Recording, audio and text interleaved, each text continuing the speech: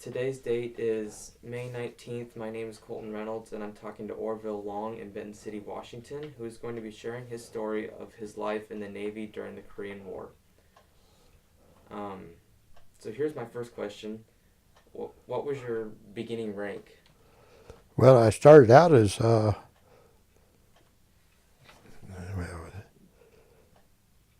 seaman apprentice, which would be a E2, Okay. as an aviation recruit, Okay. and went through boot camp in San Diego, California, and entered there the 23rd of May, 1951. Okay. And 10 weeks of boot camp. Then I went to Jacksonville, Florida, to air crew school and aviation electrician school.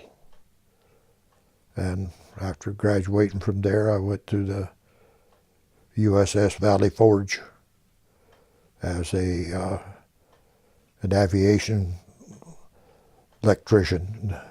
Okay. That's neat. So, where did you grow up? Up on the Indian reservation, on the Coeur d'Alene reservation, Okay. up at Plummer, Idaho. Yeah. All right. What were some of the differences and similarities between life now and then? Well, for one thing, when I was growing up, we didn't have electricity. We didn't have indoor plumbing. And you took a bath in a number 2 wash tub. In the summertime, we had a water tank set up out where in the sunshine that we could run out and get a shower in the summertime. Yeah. But other than that, the only time we got showers is when we went to school. And when you played sports or anything, you always come in and took a shower. Mm-hmm. So we at least got a shower once a week anyway. Yeah. But it was about 1950, 49, now about 48. We got electricity, and then we were able to then go on ahead and then put the indoor plumbing in. We had cold water coming into the house. Yeah. And it came from a spring way back up on the mountain.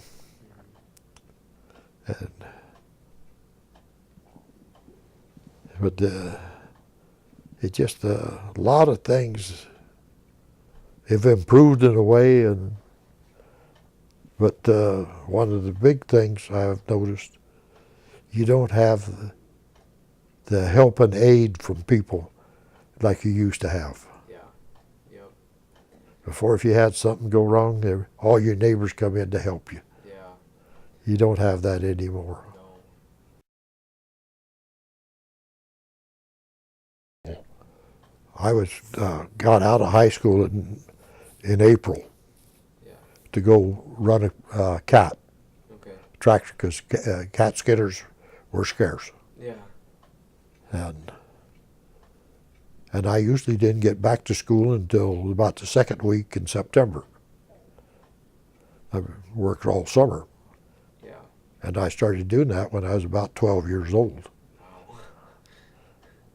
And I was running, well, just before I went into the Navy, I was running a 12-hour shift, going on at 6 o'clock at night and getting off at 6 o'clock in the morning. Yeah. And the only time the tractor shut down is when we changed oil. Yeah. How often did you have to change oil? We've every 100 hours. Okay. And I'd come in and refuel and grease everything. And about that time, the other driver had come in, and all he had to do was just climb aboard and go. Okay. So what were you doing with the cat? At that time, we were doing farming. Okay. What kind of farming? They were setting up for wheat fields. Yeah. But they were running. The weather was had a break in the weather, and they were wherever they could get a cat driver, they was running them cats 24 hours a day. Non-stop. Yeah. So, how old were you when there was talks of war? Well, I went in when I was 18. Okay. So, what did your family say with the reactions of war talk? Well, they thought it was a good deal that I went in the Navy. Yeah. My dad told me to stay out of the Army. Yeah. Of course, he was in World War I in the mud. He spent 18 months in France and Germany. Yeah. And everything was mud. So, I'm assuming you enlisted, right, into the Yeah. Navy? Yeah, okay. And my last flight was, my pilot was enlisted. Where were you living at the time that you enlisted? Were you still living in Idaho? Yeah. Yeah. I was about 2 to 3 weeks ahead of the draft board. Oh, okay. When did they start drafting? About 1950 for the Korean War. Yeah. 49, yeah, around 49, 50. Okay. Why did you join? Well, part of the reason was I had a B plus average in high school when I graduated, partly due because I didn't have the full year's time in. And it wasn't quite good enough to go to ROTC, Oh, okay. or NROTC, Mm-hmm. down at the University of Idaho. My cousin, Everett Webb, he went to ROTC in Pullman and come out as a second lieutenant in the Air Force, then applied to flight school and become a pilot. And where my grades wasn't quite good enough to go to ROTC or NROTC, so I did it the other way. And I went through the enlisted part of it. Why did you pick the service branch you joined? Well, I had a school teacher that was had been a lieutenant in the Navy, and him and I were good friends, and we discussed the Navy deal about it. Yeah. And plus, my dad told me not to join the Army, but he thought the Navy was a pretty good place. Yeah. Because when he rode the transports from New York to England, and he noticed that the Navy guys, oh, they were doing pretty good. Yeah. So, and most of my relatives were in the Navy. I only had one in the Army. What do you recall about your first days in the service? Well, when I went into the service, I wore blue jeans, cowboy boots, Western shirt, Mm-hmm. and a Western hat.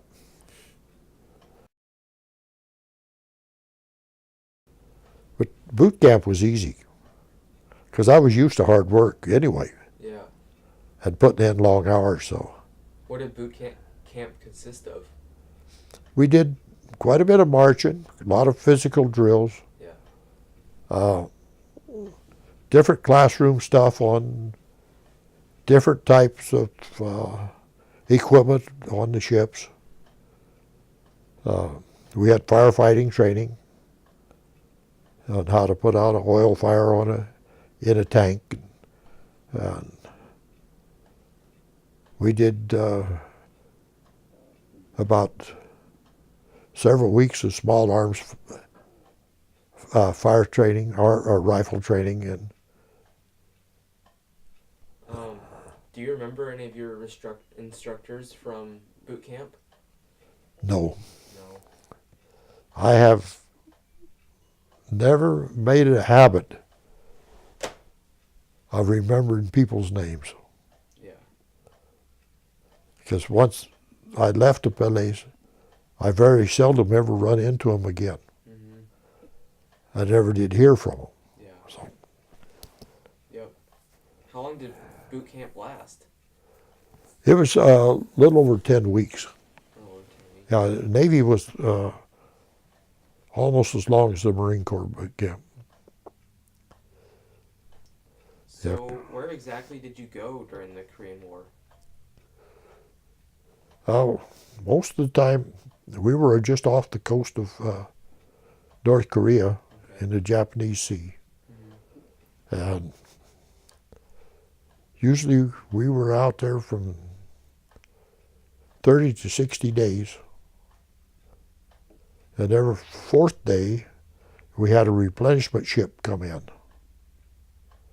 And they unloaded ammunition and food and mail.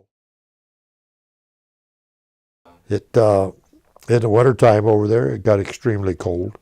Right. It down around 30 below zero. Ice got on everything. Mm-hmm. We'd have the couple of jets sitting up forward, have them turn them up and blow the hot exhaust down the flight deck, which helped quite a bit. But it got so cold there several times that we couldn't fly. We couldn't. We could fly the jets, but we couldn't fly the prop jet because the oil got too thick and couldn't get them to turn over. Yeah. Because the oil in those aircraft run around 50, 60 weight. Okay. And it got pretty thick when it got cold.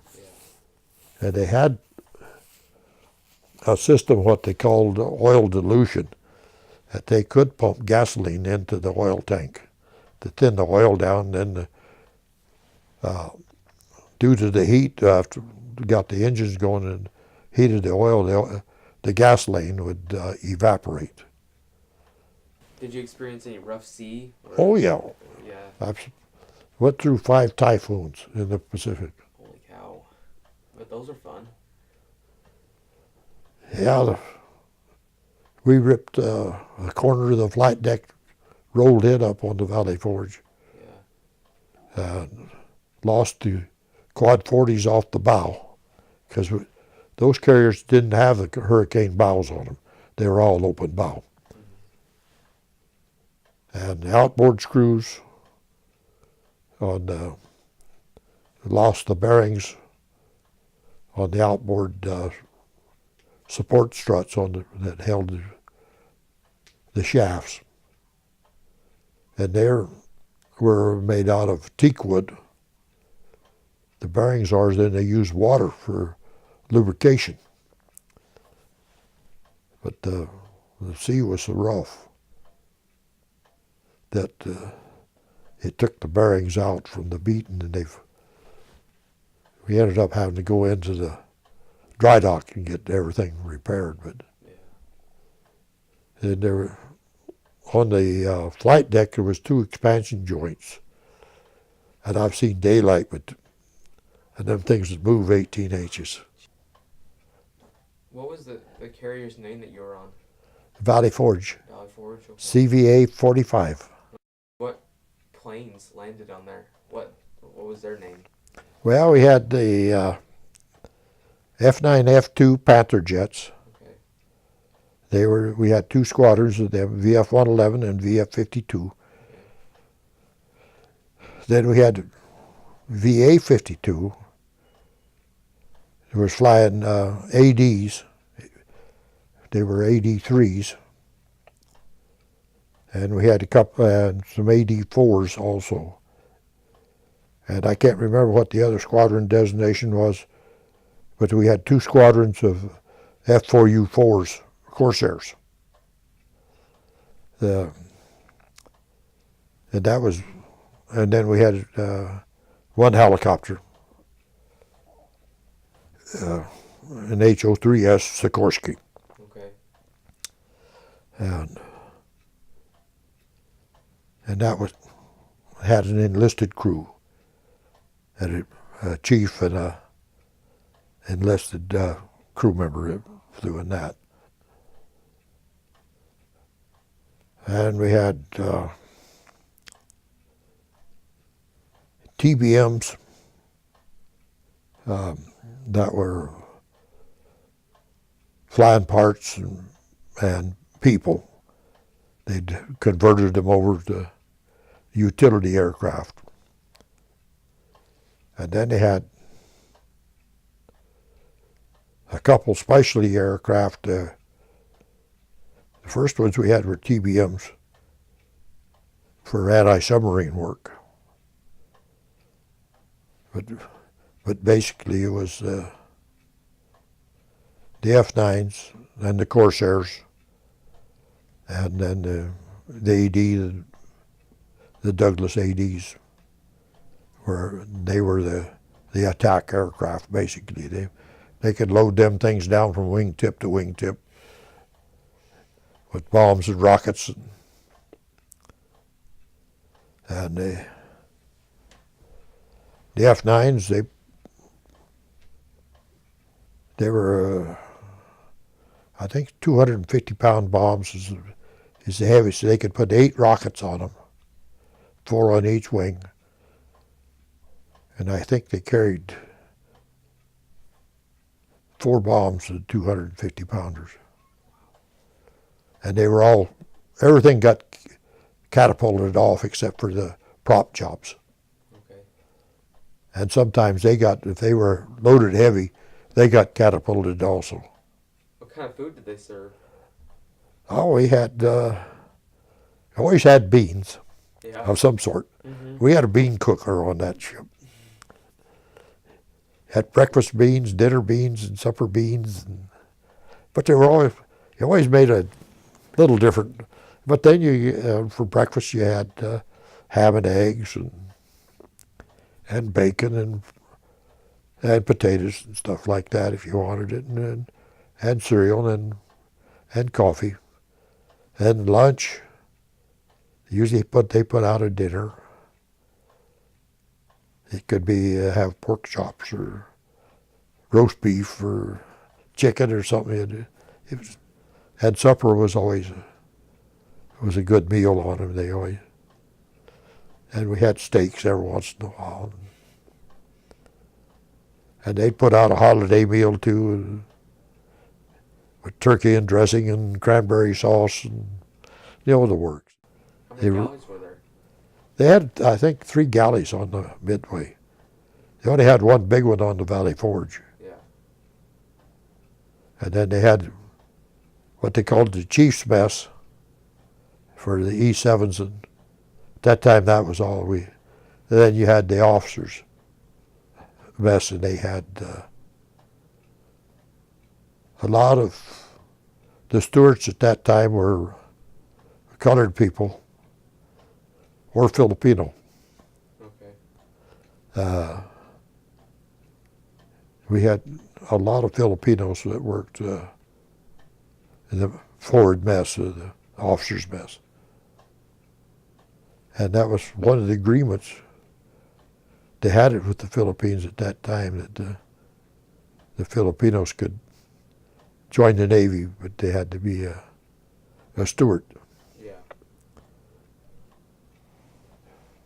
What was your experience on combat? Actually, combat, I never got into any of it. Okay. Where we was 4 or 5 miles off the coast, Yeah. and we never had any attack. We never had any air attack. Yeah. So as far as the combat goes, actual combat goes, I would never got into any of it. Any of your buddies know any? Did they get into combat or? None of them on the ship. Not on the ship. Okay. So I'm assuming you were never a prisoner of war or anything like that. You No. stayed on the ship. They couldn't catch me. So what? Were you awarded any medals or anything like that? I got Navy unit citation. Okay. I got Sigmund Rhee Presidential Unit Citation, and then the rest of it is just service medals from the Korean Medal and the United Nations Medal, Asian Pacific Occupation Medal, and 5 awards on the Good Conduct Medal. So I got 7 ribbons, and then I was supposed to got the Cold War support ribbon too, but they've never turned it loose. Oh. So how were you awarded those medals? How did you receive those? Well, partly it were unit citations or awards. Okay. As far as individual awards, I never got any. Okay. But all the awards I did get were all unit, as being part of a unit. Right. Okay. All the flying I did was the type of flying that we never got any awards or air medals, because it was basically considered as utility flying. Okay.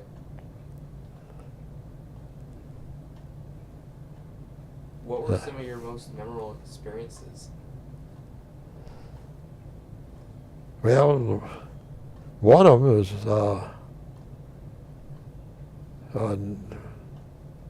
in '58 in October, one of my first trips out with the Air Sea Rescue Unit.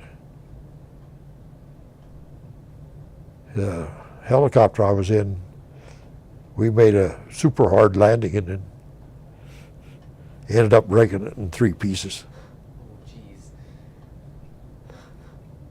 Oh, jeez. As I was crawling out of it, they grabbed me and threw me in a stretcher and took me down to the sick bay to check me out. Yeah. And that was in the evening, and the next morning I was back up, ready to fly again.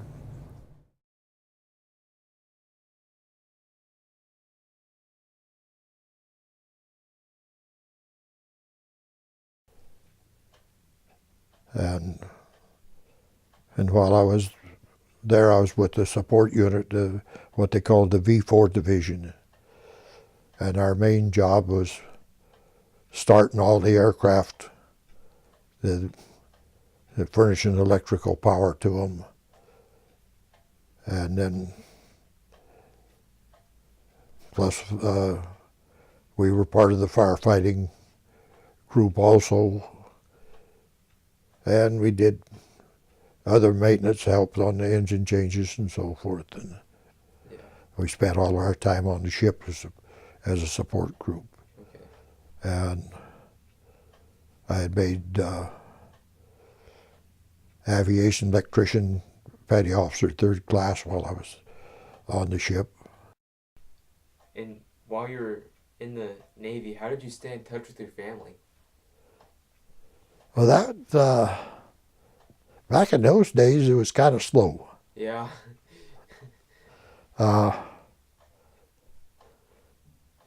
When I was on the Valley Forge, it'd take 2 to 3 months for mail to catch up.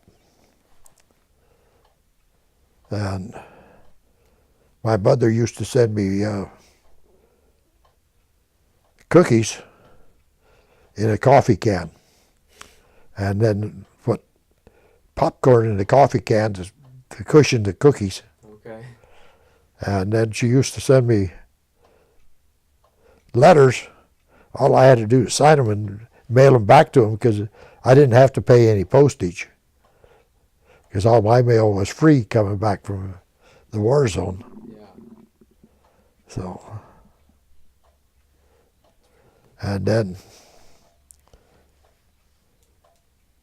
a lot of the rest of it was by telephone.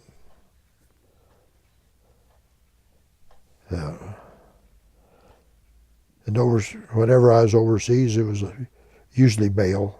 And of course, I never had most generally, I didn't have any problem getting mail because I was delivering it part of the time. When I was in Thailand, I could get mail back to the States within about 4 or 5 days.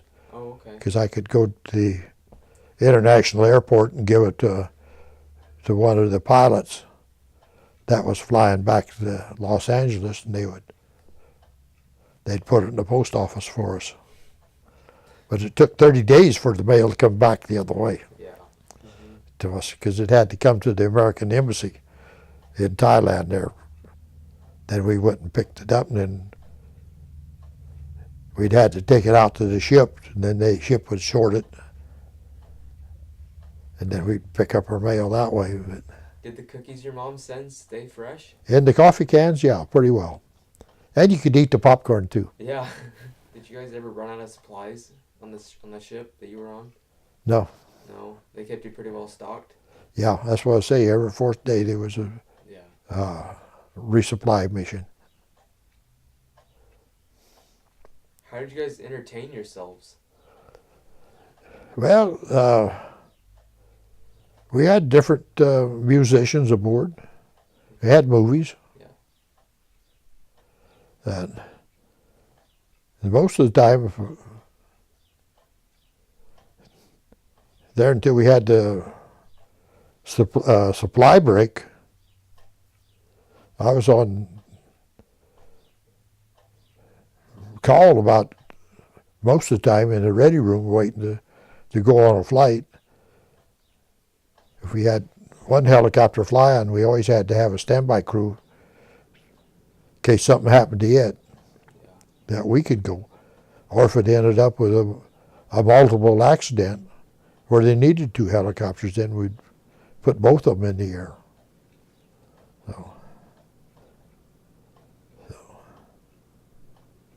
What did you think of fellow officers or fellow soldiers? With my pilots, we always got along fine. Yeah. Because you had to depend on each other. And the 2 I had in Thailand, the 2 helicopter pilots there, they were just part of the crew. Yeah. Everybody got along pretty well? Yeah, and we all stayed in the same place. Yep. Did you keep a personal diary while you were on board the ship? Or Anyway? a personal diary? No. No. I didn't keep records of nothing. Yeah. What day did the service end that you were in? 29 July, 1971. Okay. Credit for 21 years of naval service. What did you do in the days and weeks afterward? Well, I moved from Texas back to Idaho, Okay. and then that fall of the year we didn't do too much. And then next spring a guy found out that I was home and I knew how to run a cat. So I went back to running a cat, and then also a friend of mine was in the sheriff's department, and I ended up working with the tribal police. Yeah.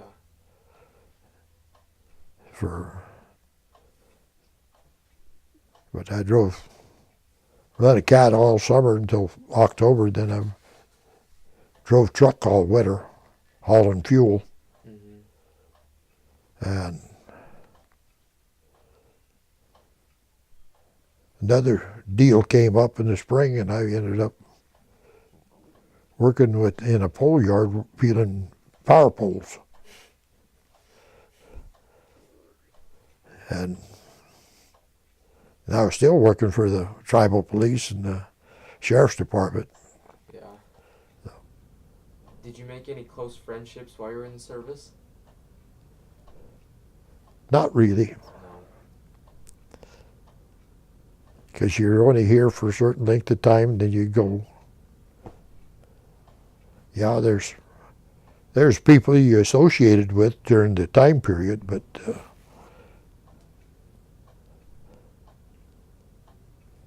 Did you join a veterans organization? I belong to the Navy Fleet Reserve Association, Okay. a 50-year member. I'm also a 50-year member of the Veterans of Foreign Wars, and about a 34 member of the American Legion. Okay. What did you go on to do as a career after the war? As a career, Mm-hmm. well, I went law enforcement and federal security for a while Okay. until I got crippled. Yeah.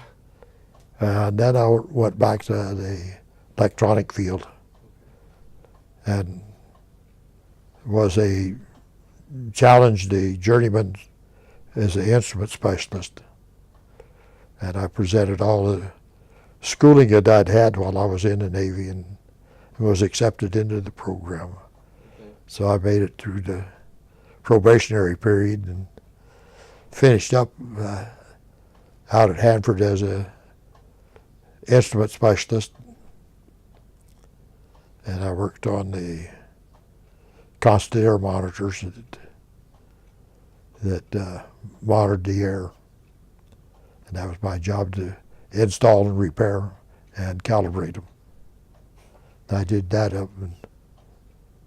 Well, I tried to retire in April '89.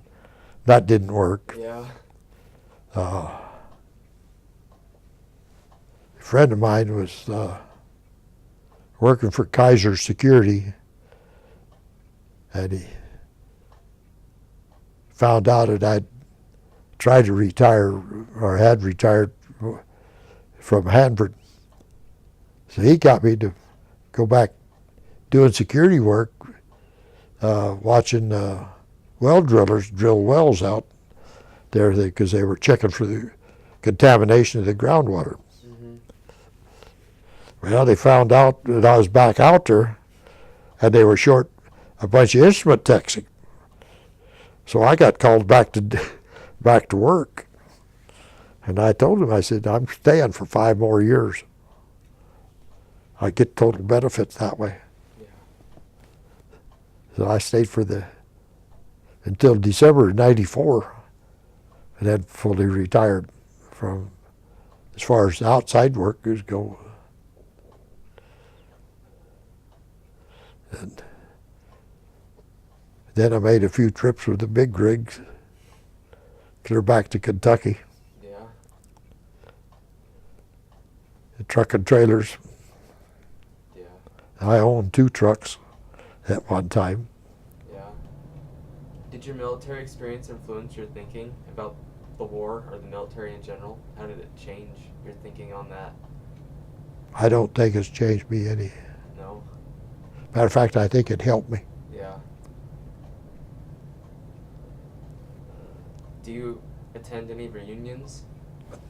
Do you attend any reunions?